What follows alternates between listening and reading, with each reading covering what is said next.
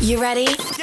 It's time for the No Pleasure Pod with BDP1. Buckle up, buttercups. Let's go.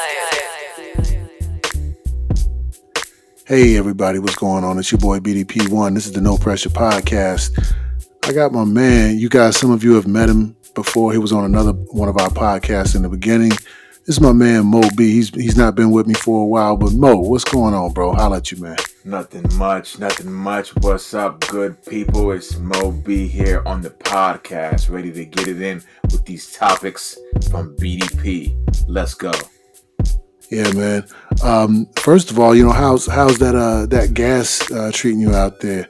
It was a couple of people who put some memes out there. I'm trying to remember who it was. I think it was Ice-T. Yesterday I was reading a story where they said that Ice-T got, held up at a gas station.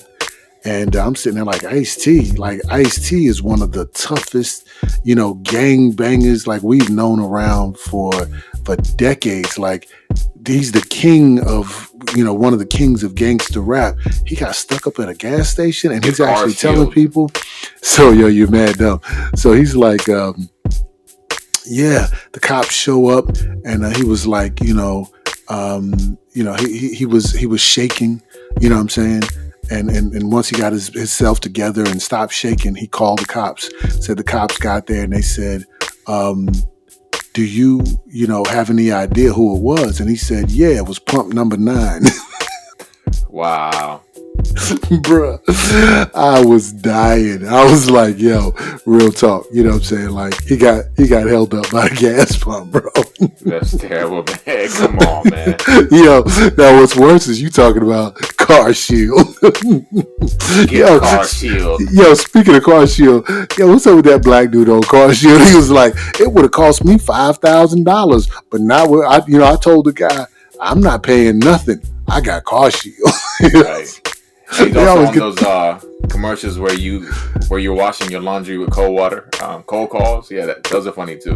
Bruh, I'm just saying, like, they always find the funniest dude to me. He's like, he lucky to have gotten that $250 for recording the commercial, and cold lunchbox with the the turkey and cheese sandwich, the apple, bag of Lay's, 2 cookies. But I'm a star. I'm on the car shield commercial. Right. My dude, we gotta jump into some of this stuff, bro. We don't really have a script that we're going off of today. We just gonna freestyle it. Mo said, yo, man, there's a whole lot going on in the world. Let's just freestyle it. So I'm taking Mo's advice. We just gonna freestyle this thing a little bit today. So, yeah. And those gas prices are insane.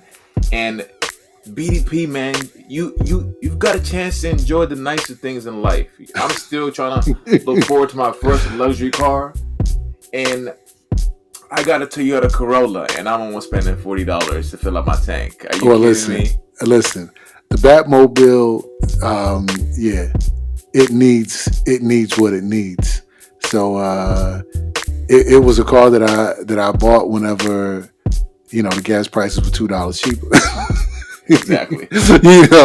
So we all have to deal with the consequences of our decisions, but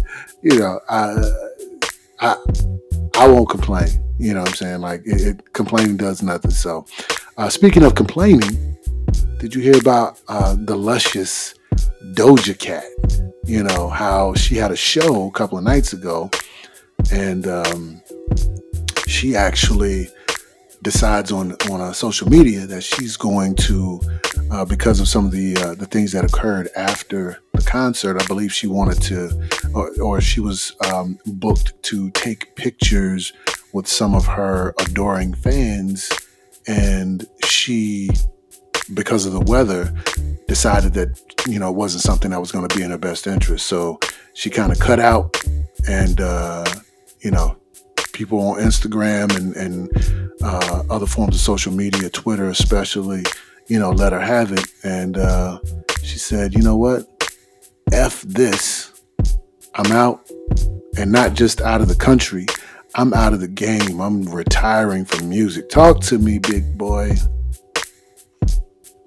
Get it, yeah. whatever song she got that's hot right now with the millennials. It's like, what is she saying? Like, it's crazy. It's even on the Taco Bell commercial. But yeah, I mean, she has fans. Oh, well, according to you, fans is not a good word, but she has loyal customers, loyal followers, Supporters, bro.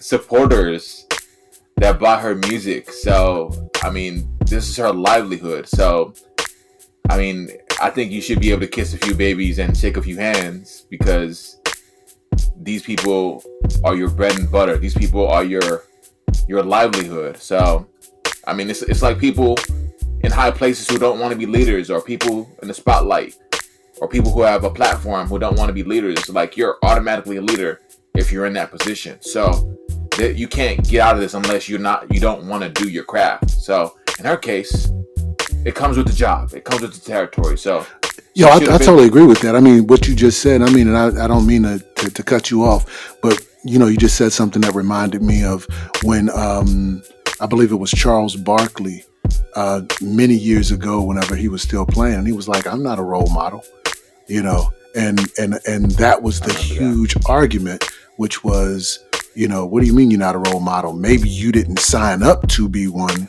but whether you want to be one or not, you are, because you have people that look up to you. You have people that, especially little kids. We're talking about professional sports. You have all these little kids, that are like, oh, I want to be like, at the time it was, I want to be like Mike, So, yeah, Charles, you're not Michael Jordan, or you weren't Michael Jordan, but, kids were definitely, looking up. And, like I said, I didn't mean to cut you off, but. Yeah, absolutely. Especially if somebody looks like you. I mean, you're a role model to certain family members. There's somebody in your family looking at you, even though you might not want to be a role model. So, to a certain extent, everybody is some type of role model. And athletes and people in Hollywood and famous people, they're definitely a role model because there's so many eyes that they have on them. So, you have to be mindful of that. And you can actually use that to impact people in a way you never thought of. And you can't not take that seriously. Absolutely, man. I mean, staying with the sports a little bit, since we transitioned from Doja, I told you, I'm sure my man Nas Esco, shout out to Nas, he's probably, sitting back laughing, smoking on an Esco cigar, and drinking some of Diddy's new cognac or whatever it is, manufactured by a black man. Y'all got to check out that little YouTube that he has, where the guy is, I can't remember the guy's name, but I think his name is Dolce or Duce or something like that. And he's walking through his house and he gets to Diddy's bathroom. I don't know if you saw this, Mo. He's basically, he gets to the house and he's like, oh my goodness, this is awesome. This is great. He comes in, the doorman or the butler or valet or whatever lets him in the front door. He immediately gives the guy a hot towel and there's a bottle of, libation, on the tray. So the guy wipes his hand, grabs the bottle and starts walking through the house. He runs into Justin. He runs into King Combs, two of Diddy's sons. He gets on like the elevator. He's making himself at home. He's in Diddy's closet. He's putting on Diddy's clothes. He turns on Diddy's stereo. He's dancing around. It's all about the Benjamin's baby. And the dude is impersonating Diddy. He's in the bathroom, and on Diddy's wall in his bathroom is all of this liquor, from this, I can't remember what the new liquor is that Diddy has out, but he grabs a bottle of the liquor off the bathroom wall, looks at himself in the mirror, pours himself a shot and drinks it as Diddy comes in the bathroom. And it is the funniest shot, because Diddy deserves an Oscar for being able to pull this off, because I'm laughing at Diddy, just looking at him. And the camera keeps going back and forth between Diddy and the dude is like, look, man, I'm sorry. And then Diddy says the last thing that the guy had said, which was made by a black man. And then he takes the shot and drinks it. And then as he's walking off, like the dude is thinking like, man, I got away with that one. Diddy turns around and says, yeah, but you all getting a little too comfortable up in here. It's like, it's like, look, I'm telling you, some of the best TV is on YouTube right now. These YouTube video shorts. Yeah. Talk about breathe, stretch, shake. Listen. but he got at Diddy's house, but with Diddy, it'll probably cost you. So watch out. Like, whoa, that wasn't even necessary. Look at the contract. That was a dirty move. Look at the contract. That was a dirty move. Why did he let you in? That wasn't even necessary. Bring your lawyers in, even if you go to Diddy's house. Listen, listen. I ain't gonna let you even go, going on my man like that. What do you think about that move that the Kansas City Chiefs made in trading Tyreek Hill to the Miami Dolphins? That was so dumb, but they can't pay him that much. You know how much the Dolphins paid him? Oh my goodness. Well, I mean, I know it's 70. I think it's like $72 million that's guaranteed. So whenever you look at a football contract, the only real money is the guaranteed money. So, you're going to have some voidable years and stuff like that on there. I honestly don't understand why they put all of the extra stuff in NFL contracts, knowing that most of the time the players won't live, like that contract is not going to hold. Right. So if it's ultimately going to be a 3-year contract for $72 million and that's what's guaranteed, then that's the contract. You know what I'm saying? 5 years for 120, 140 million, knowing that we're not going to get there. Like, come on, son. But he might be trading championships for money because he had it made with Patrick Mahomes. Oh my goodness. Like, this dude can possibly beat Brady out in the long run. But my thing is, I think Patrick Mahomes is so good he can work with what he has right now. But that's something good that was messed up. But I mean, if he's making considerably more, which Kansas City could not give him because most of the money's held up with Patrick Mahomes, and I think even Patrick Mahomes took a discount, so they can still get good players because Patrick Mahomes didn't go all out as far as demanding a certain amount of money. Well, Patrick Mahomes was already full contract in. All in on his contract is the highest paid player in NFL history. Right. If you're talking about the full contract, the only person that's close is Deshaun Watson. Right. And Deshaun's thing is it's a full $230 million guaranteed. So that has never been done in NFL history. And I'm pretty sure that made some people that thought they were deserving a little upset. People that, might be of a different hue, a different level of pigmentation. But and even with Deshaun Watson's contract, I believe Cleveland was very creative in what they did. And I don't know that a lot of people understand what it is that, they were able to do in Cleveland. They, if I'm not mistaken, they have given him the first year, I believe, is like $1 million or something like that. And that's it. And then the other $229 million is guaranteed over the rest of the duration of the contract. And the reason for the creativity in the structure of the contract is they want to make sure that they are showing him we have your back. Because it looks like, no one is for certain, but it looks like the NFL is going to, there's a chance that they're going to suspend him for some additional, they're going to suspend him for some games. If many of you remember, he was out all of last year. And, I am told from on high that it was of his own volition. I know that, it was reported that it was the Texans' decision, but I'm told by a source that it was Deshaun's choice to sit out the entire year.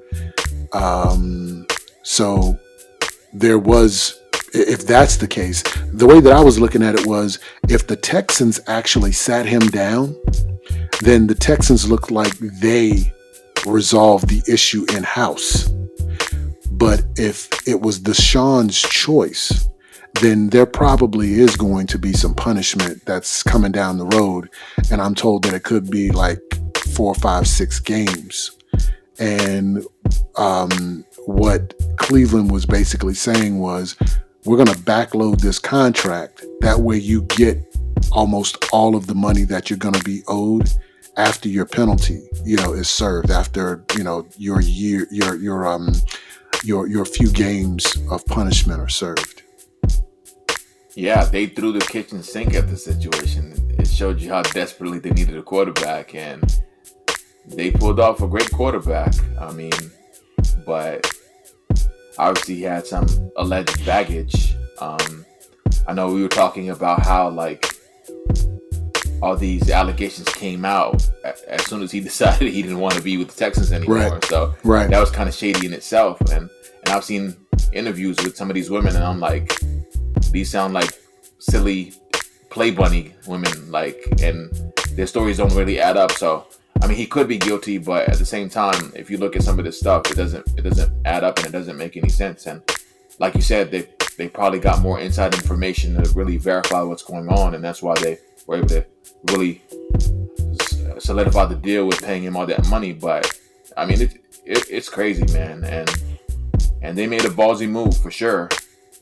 And we'll see what happens with Baker Mayfield. And I know you called him Johnny Manziel's twin earlier, so I'm like, that was crazy. But well, listen. I mean, like I said, there's still a couple of teams out there.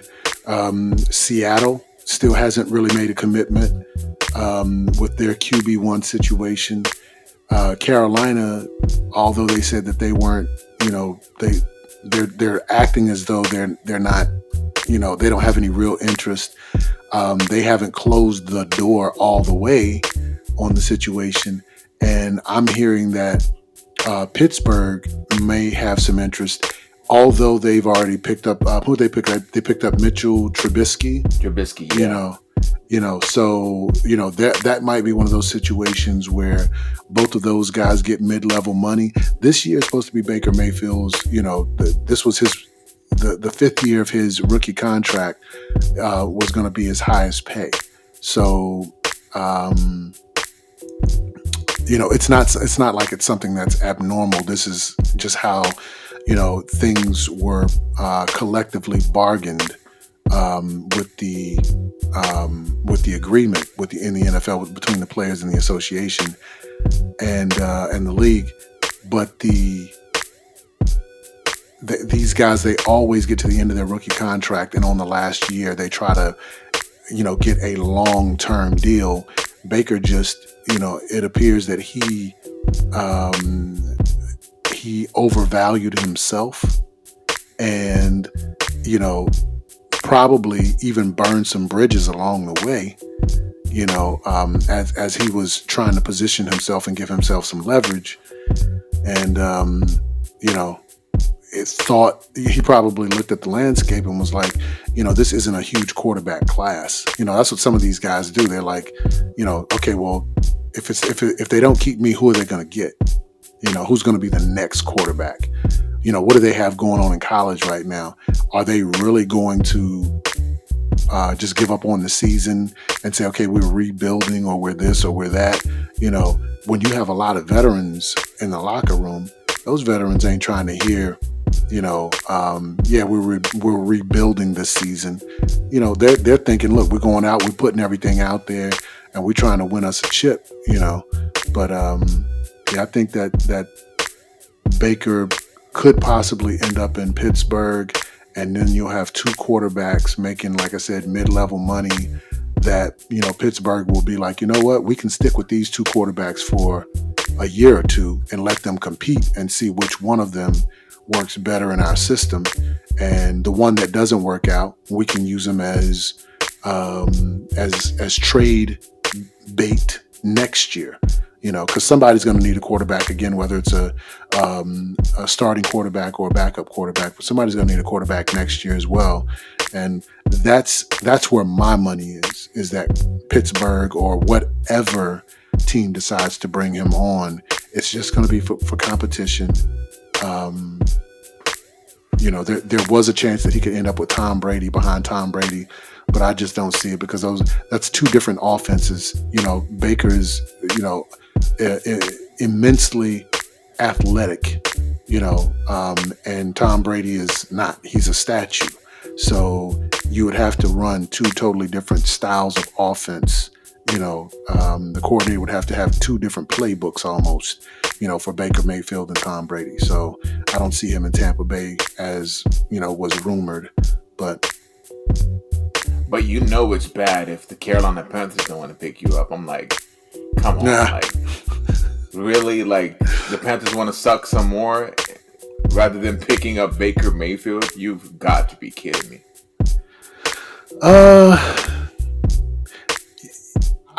I like Baker Mayfield more than I like Arnold. You know what I'm saying? Exactly. And Carolina is not, and I mean, this people may want to argue, you know what I'm saying, because this is where we are. We're in the Charlotte metro area. So people may want to argue the point. And, I even have friends that are, that work for Cam Newton. Carolina is not a big market. This isn't a big football market. So he's coming from the Cleveland Browns. Who cares about how the big market is? Like the Cleveland Browns. But that's not the point I'm making. The point he's not like Odell where he could go to LA. No. Well, that's not the point I'm making. The point I'm making is, they need something to get the crowd going. Like, that's why Cam worked in Carolina, was because it's a small football market and Cam was able to make people excited about it. So I believe, to your point, I think that's why Baker would be a good choice in Carolina, as opposed to somebody that I feel is like really dry. Like, I feel that Sam Darnold is a really dry, he's not a dynamic player. He's not going, like, nobody's going out there and, Sam is doing this and he's doing that, I really think that Baker, in that sense, would be a good move for Carolina. But I mean, please, we're talking about Carolina. Carolina is moving their headquarters from Charlotte to right down the street from me. They're in Rock Hill, South Carolina, and they've stopped production. They've stopped building their headquarters because Rock Hill has said, "Yeah, we can't afford to pay the check. We know that we, in the agreement said that we were going to write this check at this time, but we had some other bills to pay, so that money is no longer there. So yeah, we stopped. So every time I drive up and down the highway, if me and the boys or, the family were going somewhere, and we pass by that partially built headquarters, the practice stadium. When you go behind the back roads, like, you can see how large that complex is going to be. They have a football field that's already, pretty much carved out. They have like an indoor section. Then you have the office buildings and all of that stuff for the actual headquarters for the organization. And it's just like now, like, it was going up at a good clip. And now when you go by there is nothing going on. There's no trucks moving. That's absolutely terrible. But like I said, what did they expect? It's South Carolina. Like, it doesn't even sound right. Well, give it a Clemson. It's called. Well, listen. So we took the boys to like birthday parties. Some of the kids have birthday parties, at the Carolina, at the main stadium, at Panther Stadium, and pardon me, you get a good lesson on the organization. And one of the things that I didn't know, the Panthers logo is actually an upside. It's actually North Carolina and South Carolina, they're states. But then it's they smooth it out so it looks like a panther. But the logo is North Carolina and South Carolina. So the Panthers are not a North Carolina team. They are a Carolinas team. And a lot of people don't know that. They're like, oh, this is like the Charlotte, no, this is actually, pardon me, it's a shared team. It's North Carolina and South Carolina. It's the team of the Carolinas, and the logo, displays that. Mo, don't shake your head at me, son. What? Don't shake your head at me, son. I'm trying to tell you. The freaking stadium is in downtown Charlotte. It's got to be somewhere. Where it needs to be. With skyscrapers, with nightlife. The Bank of America. You mean Stadium. nightlife? Nobody wants to go. Nobody wants to think about downtown as a highlight for. Bro, you talking about nightlife? You talking about where the epicenter, that epicenter that's being closed down because there's no money? Did you know that? And I did not know that. And you're saying South Carolina is better? No, bro. But they're not moving the stadium, Mo. And that means more traffic for you, Mo. sir. So, Mo, they're not talking about moving the stadium. It's just the practice facilities and the headquarters. That's all. So the games are still going to be in downtown Charlotte, bro. Well, I mean, it depends on what time of day it is. It's uptown, downtown. Yo, I told you a couple of days ago, so I got to share this with the people that are following us. I was on a business call, and someone that I work for, the principal, he's a director level, and he says, something that I want to bring to your attention, but it's not really that big, but I want to share it with you. And I told you there were two things, but I'm only gonna share with the people this one, because I did look it up and I thought about calling you last night. Eastern Standard Time versus Eastern Daylight Time. So, and I'm pretty sure everybody that's watching, there's some nerdy person out there. It's like, absolutely. That's like, everyone should know that. No. Yeah. So listen, I'm a man. I'm a man's man. I had no idea. Mo, I told you I didn't know, right? Nobody knows. Bro, I looked it up, and I mean, as sure as I'm sitting there, it was explained, and I was just like, I told Mo when we were talking, I said, bro, I said, if that's all he can complain about with me, like, I'm living the good life, because, between that and the other thing, neither of them was anything of any significance, and I think I reached out to my dad. I think he missed it whenever I asked him. I think he thought I was maybe joking around, but I asked my dad on a text today. I said, yo, on an off topic, can you tell me if you think I use too many commas? Yo, because those are the two things that I was, I don't want to say admonished or reprimanded, but that this director, that this C-suite level executive, shared with me that he would like to share with me that maybe I could, say something. I use too many commas. Although he agreed that I used them properly, he said, I just think you use too many, and that on, I think on something that I was setting up, this project that I'm working on, I used EST instead of EDT. And for everyone that's being technical, EST, Eastern Standard Time, is used during the winter, late fall and winter, and extremely late fall and winter. And EDT, which is daylight savings time, is used, I believe, the second week in March through November or October or something like that. So Mo says nobody knows. I have faith that people out there know. I mean, at least people that tune into this podcast, bro. I'm sure that there's some people, because all my life people are trying to prove me wrong. So somebody's gonna hit me up either on Facebook or Instagram or even in the comment section and be like, B, you didn't know that? And somebody's gonna, I promise you. What you want to put on it? I got nothing to say, because I don't know if he was writing poems in those emails or what. So Bro, it was just regular stuff.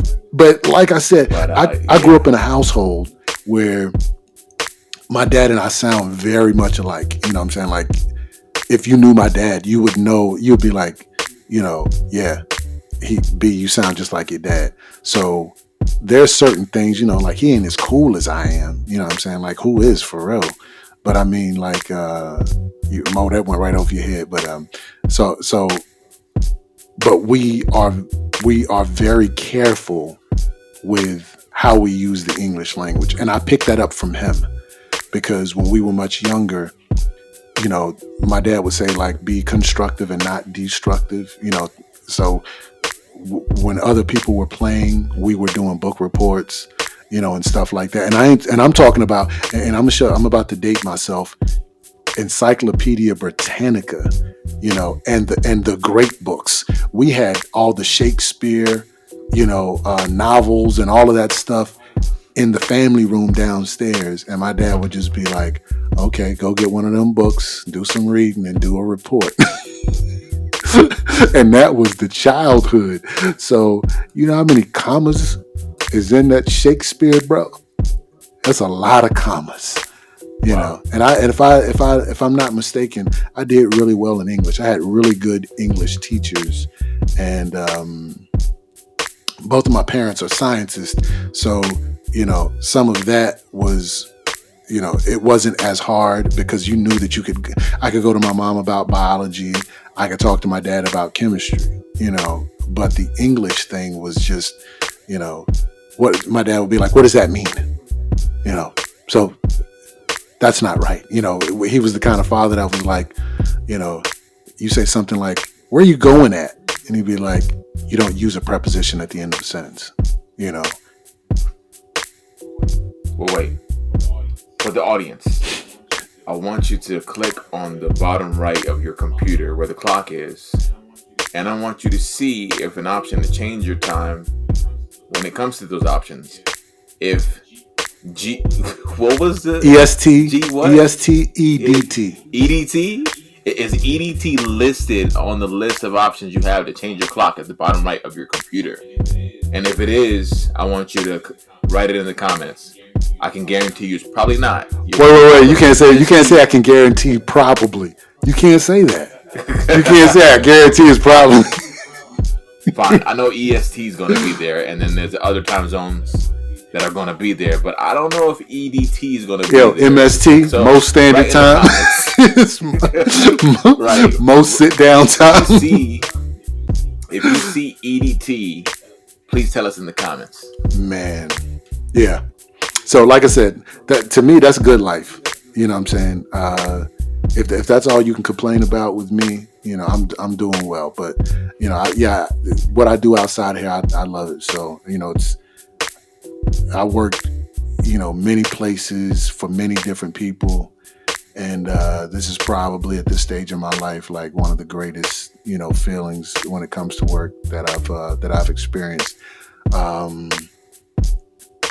I know you don't have that freedom because you work for a bigger, more visible company, and so I'm not going to put you on the spot. You know what I'm saying?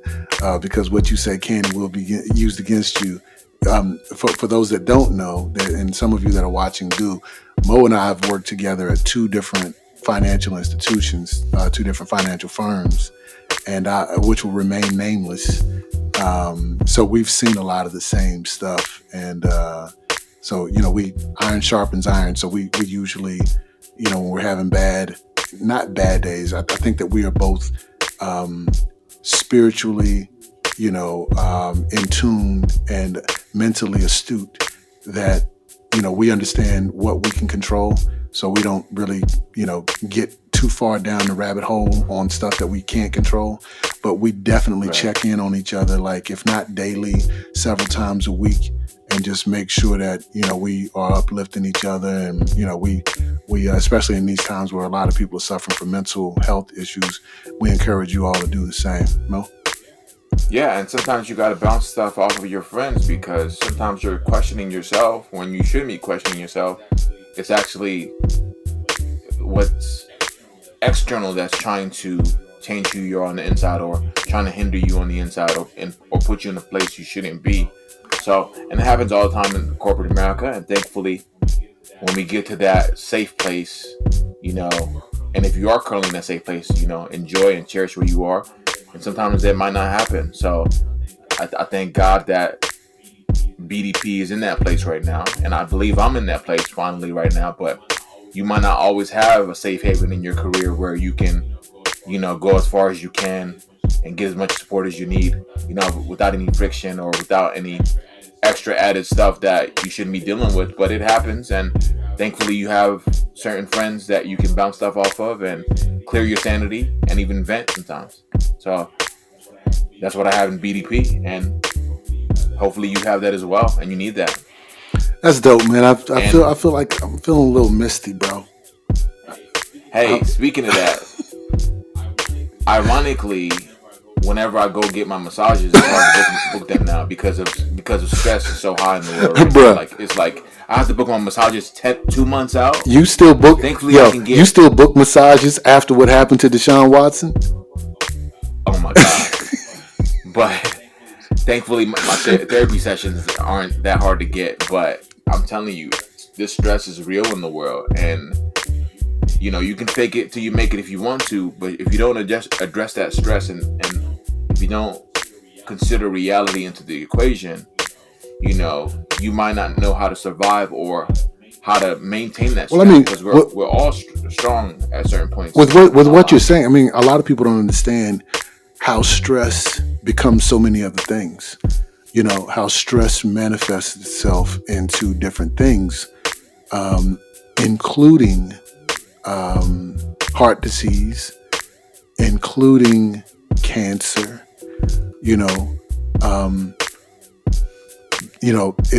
It's called dis-ease for a reason. People, as everything else in America, we get lazy with it. Disease, it's dis-ease, and if you don't take care of your physical body and your mental,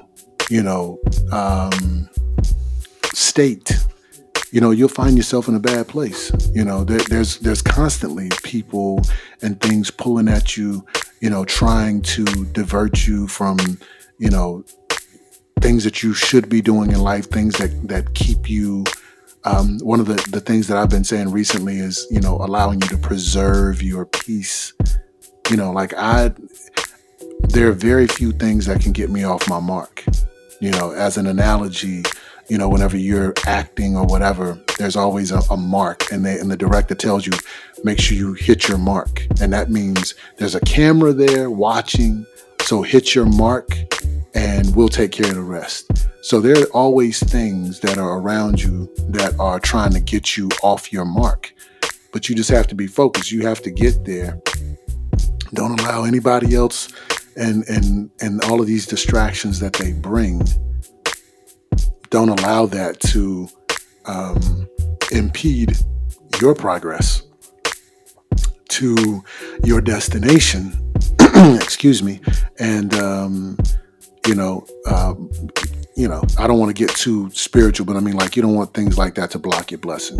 You know what I'm saying? You have a place, to be. You have a journey, and you want to be on time. So, yeah, I agree with you, Mo. Yeah. And we all have our moments of superhuman, supernatural strength, but we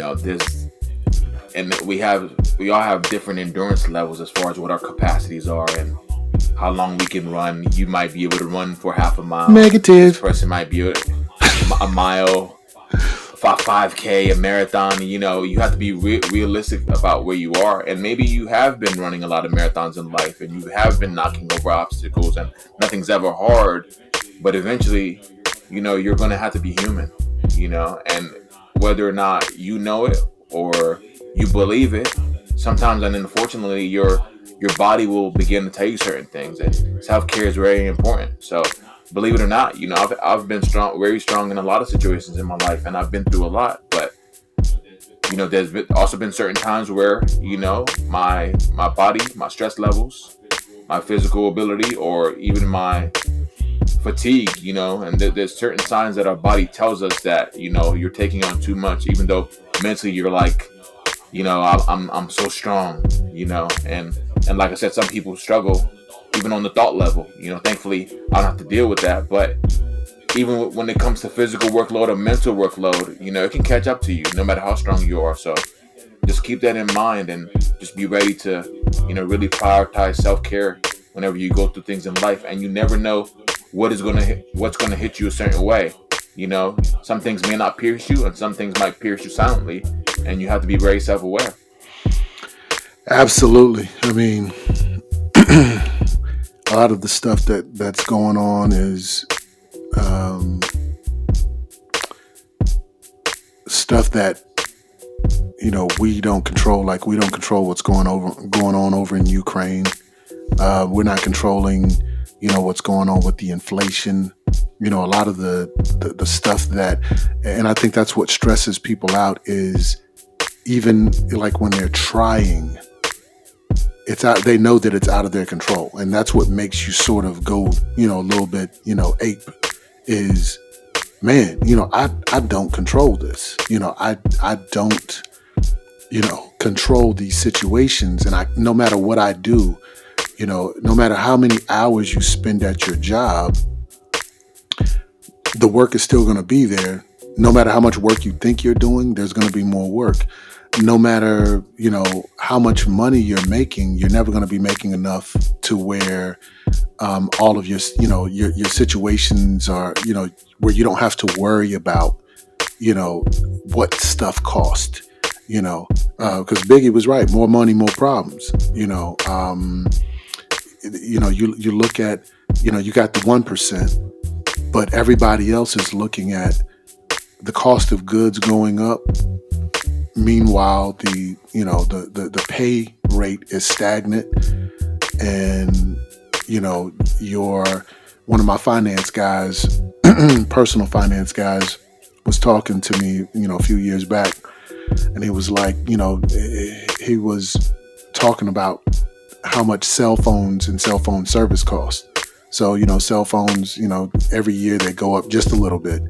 The service goes up more than, and people probably don't pay attention to this, the service goes up more than the actual price of the phone, because they already got you, hooked on phones like, crackheads, what I'm saying, cokeheads.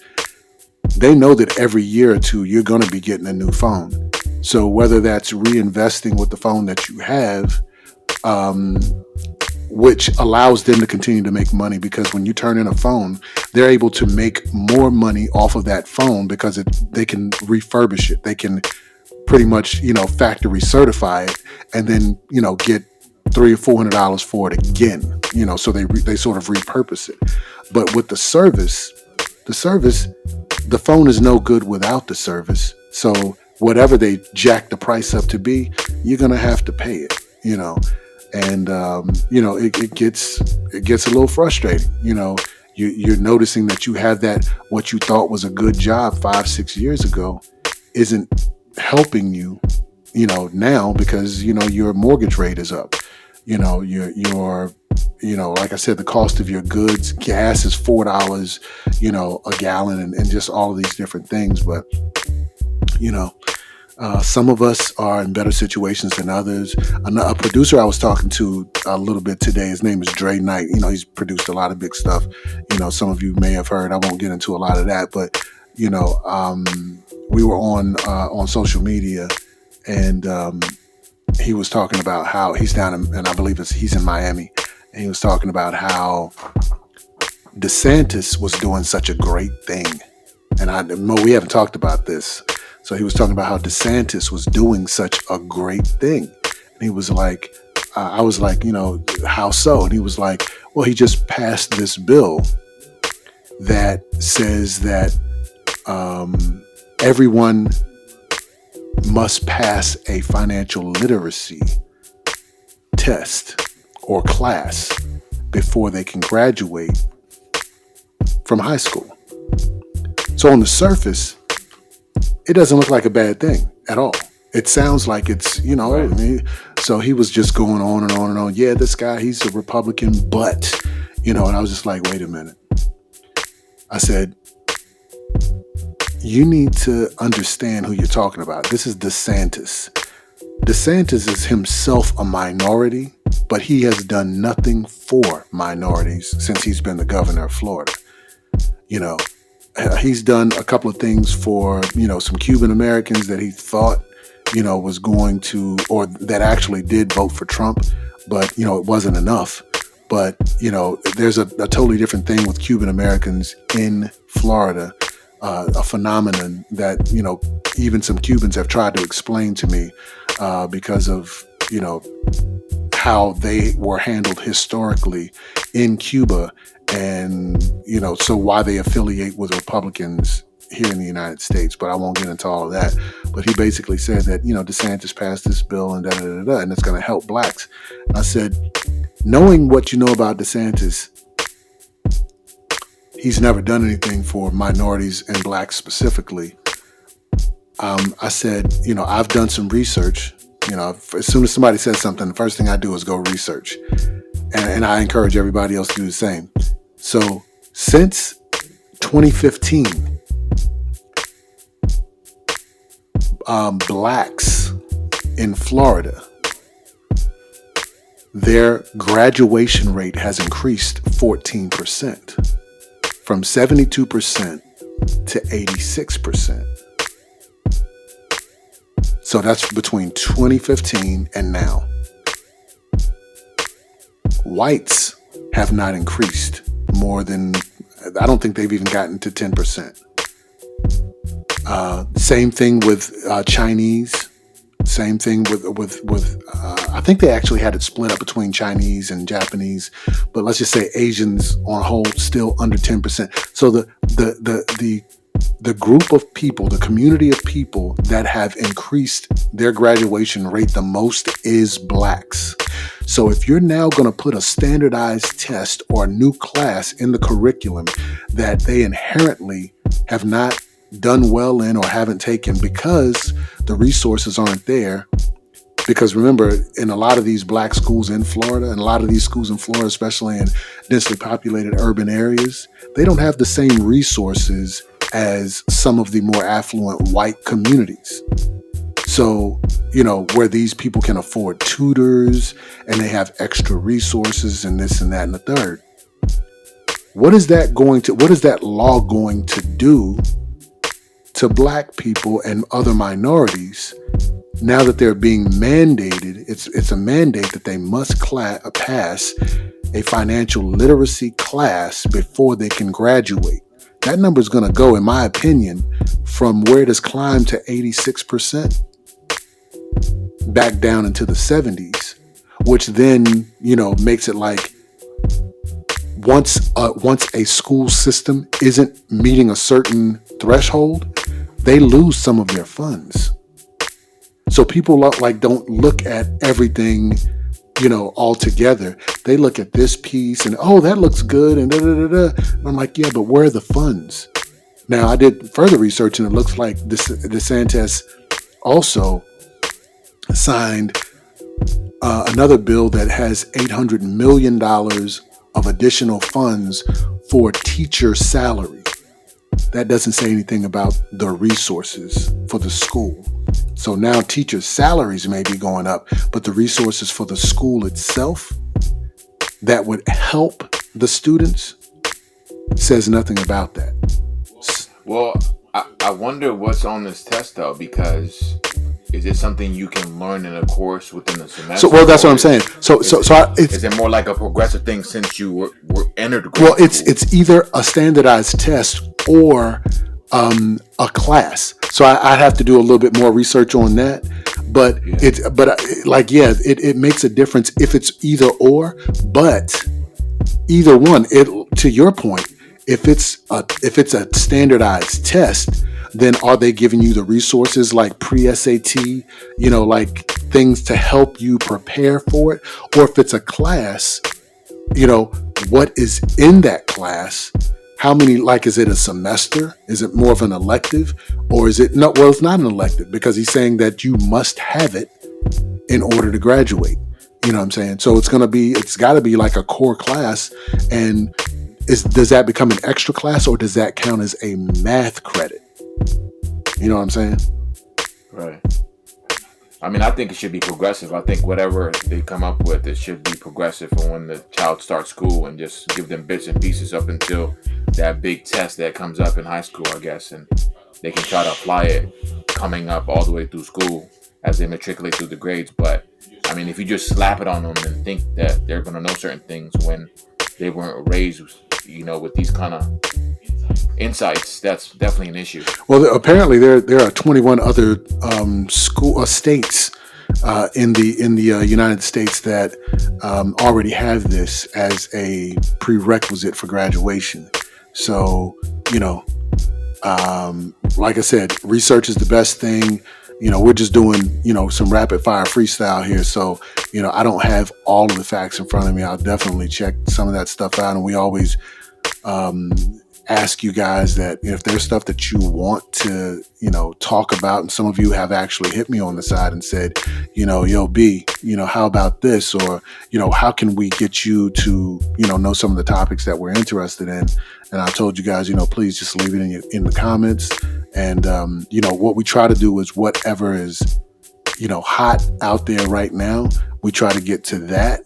But if it's something that, we can, speak about, and that's not where time isn't of the essence, then, we'll definitely get to that. Speaking about, learning, of course, we would be remiss if we didn't speak a little bit about CRT, or what is CRT, Mo? Well, okay, I had to think about it for a second. Critical race. There we go. No, we ain't talking about custom service relations of technology, but CRM.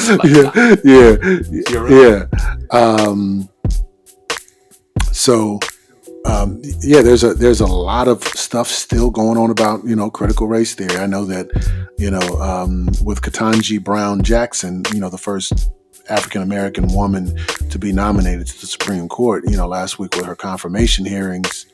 And, some would say that the Republican Party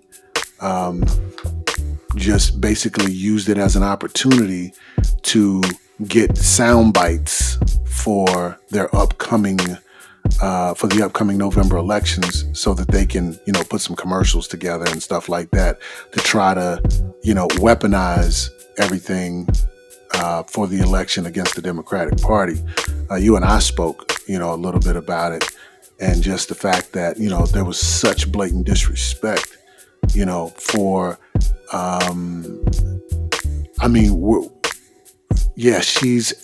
she's a woman, but I'm looking even, and some people may look at this in the inverse. They might be like, well, she's a human being. My thing is, she's not only a human being, but she has gone through so much, and she is so well credentialed and qualified, and she is a judge who has reached these certain levels that none of them have ever reached. And for them to then be able to, basically have her there and excoriate her, in the public forum. And I guess what you and I were talking about, what frustrates me most, is they really don't have to give the person that they're questioning adequate time to respond to whatever the questions are that they have. Yeah, it's crazy, and we've noticed this, like, people are not gonna really try to come at you when you're not doing anything. It's when you're trying to make big moves and you're making noise is when people really come out. So it's interesting to see what kind of fire is out there, and obviously, when we get to those places, we have to be prepared for whatever comes at us. But, she was on display for sure, whenever there's prominent places that you're going to enter, and whenever you're going to go somewhere where you're going to do major things, you might have to be willing to put up a fight, and you'll also see who's willing to take you down and put you back down from where you came from. But until you make noise, sometimes you might be oblivious to all these things. But like I said, it exists, and sometimes we don't find out certain things exist until we make it to the top, or until we're, fully winning and fully getting to that place of where we're conquering what our dreams are. I just totally disagree with this, with the fact that people feel like like it's like I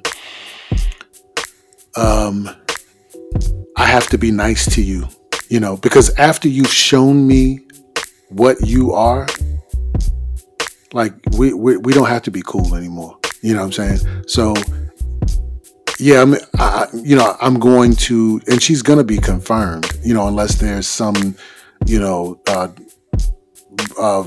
Democrat who's waiting in the wings, another Joe Manchin, who decides, oh, I'm not going to vote for her, because, and at the last minute, what I'm saying, they try to get, the John McCain, what John McCain did to Trump, what I'm saying, when he was like, at the last minute, and everybody was waiting, he held that finger up and he was like, wow. So, everybody that has, decided that, they weren't going to vote. A lot of these Republicans, like I said, they said what they said. They had very, poor lines of questioning. She met them, with the appropriate answers. And when they saw that they were about to lose, a point, they were like, oh, okay, well, look, we're running out of time, so let me ask you a different question. And then it would be like the same question, that idiot, Senator Scott. No, I'm sorry, not Scott. That's the idiot senator in my state. So Tom, what was his name? Senator Cotton. Just kept asking the same question. So do you agree that murderers should get more or less than 17 years? And she was like, that's policy. That's not for me to opine. And he was like, so does that mean that you don't want to answer? I mean, she was very, open and clear. I'm a judge. I can't,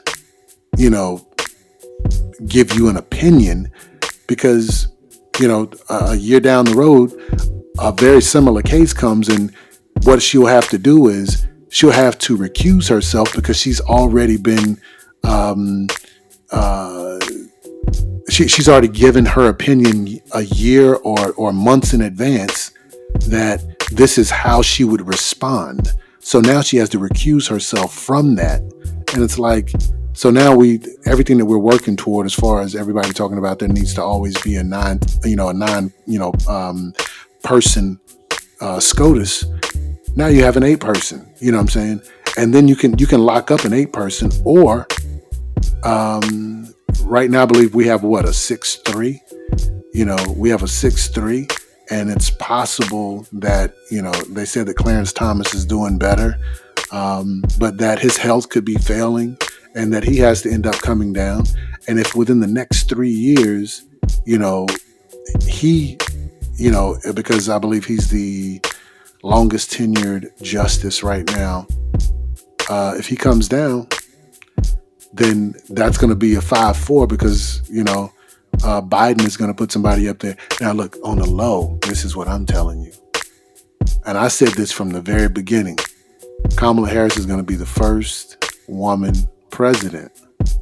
And that's because Biden is not going to be able to finish his term. Uncle Joe is looking slow. You know what I'm saying? And I'm not trying to, no shade. I'm just saying, like, he's tired. He's an older guy. Donald Trump had his, Donald Trump is older than Joe Biden. So, at 70 something, almost 80 years old, man, this thing takes a lot out of you. So I don't think Joe Biden is going to make it another year, 2 years, 2.5 years. I don't think that he's going to make it as far as being able to be the president. And I think that that's how Kamala Harris is going to end up being in there. And going back to the judge lady, her name is Ketanji Brown, you said, right? Ketanji Brown Jackson.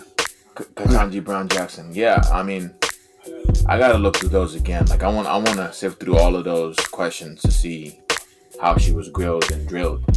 Um, yeah, thankfully, sometimes most of us go through so much trying to climb up that by the time stuff like that happens, you've already prepared and you've already experienced all the blows. So hopefully, she's already been through all the drama and the nonsense and those blows earlier in her career as she was climbing up. So most of the time, you deal with all that stuff climbing up, and by the time you get to the top, you're more than able to handle those things because you built up that strength.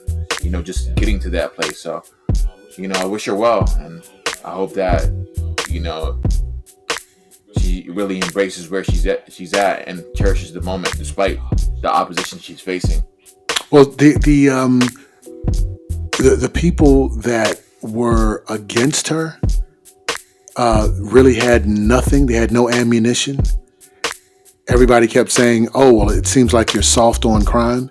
But the Fraternal Order of Police, which is the union, that they represent the union of the, police across America, they gave her, a letter of, I can't remember they basically co-signed, her as being a great candidate for the Supreme Court.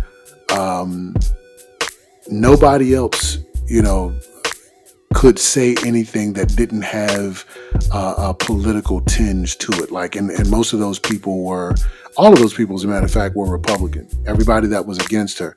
Everybody else, the American Bar Association, they gave her the highest rating that they could give. No one who has worked with her had a bad thing to say. Everybody just kept with that same line of questioning.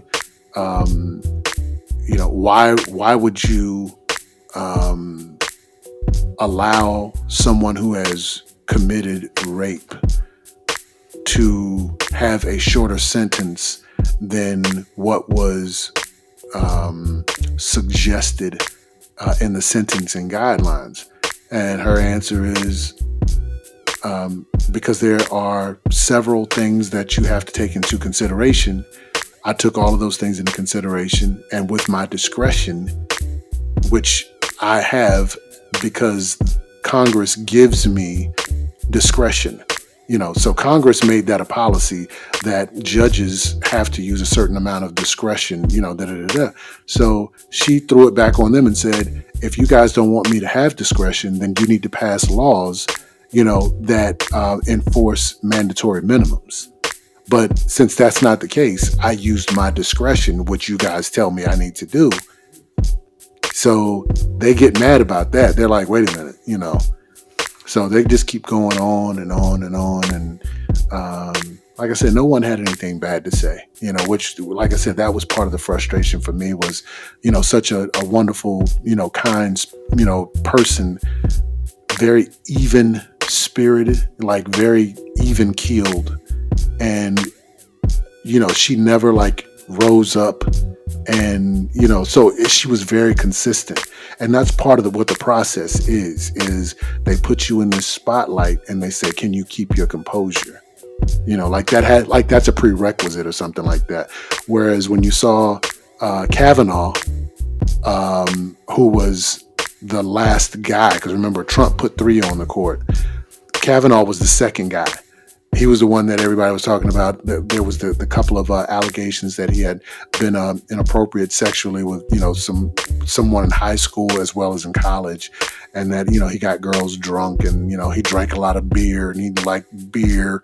I like beer. Do you drink beer? I just can't get over that. But he got upset. And nobody had a problem with it. These Republicans, none of them had a problem with it. But, they have a problem with her. She's a black woman and they don't want to see that. So. Yeah. And I'm like, if you're somebody who happens to think she was fairly questioned, then, we're just, I guess, trying to make a point of saying that, look at people of color, look at minorities. Why do minorities have to always deal with this kind of scrutiny, And if you just think critically, like, do they have to deal with this every time? Like, think about a minority or a person of color who just, gets to free flow and enjoy where they're at. If something's always being scrutinized, always being attacked, always being put down when it comes to minorities and people of color, then what's the issue here? It shouldn't be the case for everybody. We should all be able to strive as high as we want and get to the places we need to be great. Well, that young man is what they call critical race theory.